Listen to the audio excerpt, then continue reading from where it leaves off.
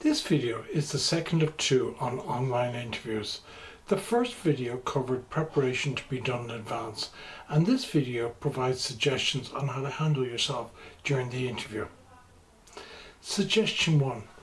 Look into the lens of the camera. I know, you reckon that is obvious.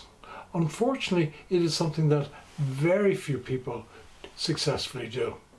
Most people look at the screen image of the person they are talking to. What they should be doing is looking straight into the lens. Do that and the person on the other end thinks that you're looking directly into their eyes, and they connect with you in a much more personal way. A basic tip for in-person interviews is to maintain good eye contact with the interviewer.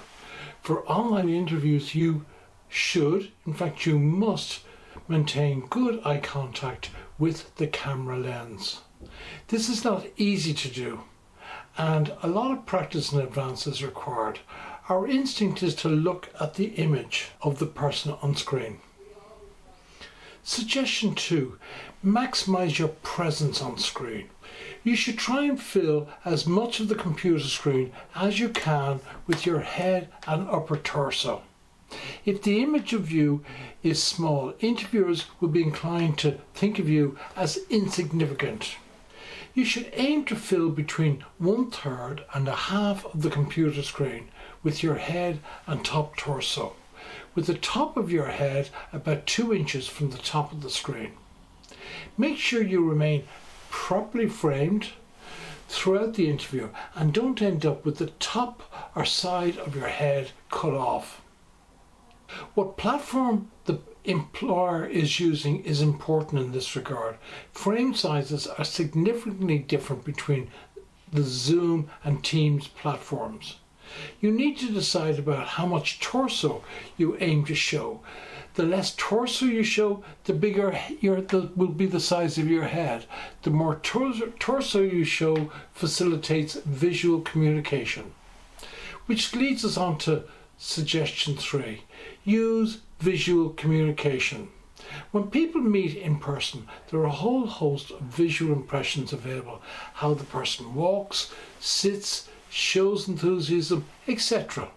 At an online interview, you need to use your upper torso and your arms and your hands in particular to communicate visually as effectively as possible.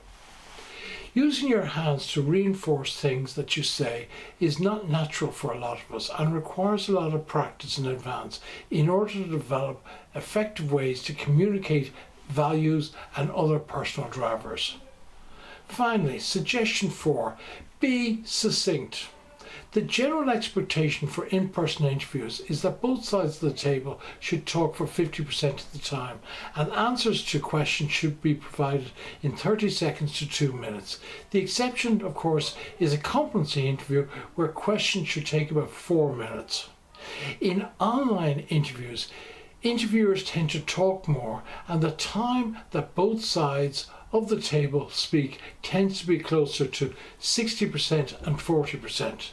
This means you need to use your time more effectively. Distill what you have to say down to the most critical and avoid getting into too much detail and into complicated matters.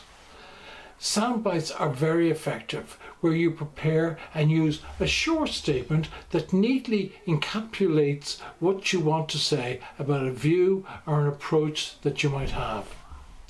Of course, sound bites need to be developed in advance, and you need to practice in advance too in order to be able to incorporate them into what you say.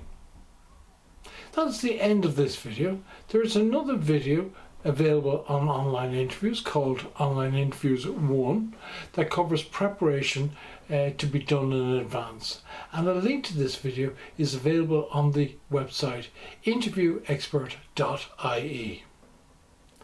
And please remember, how you do an interview depends on how you prepare for that interview.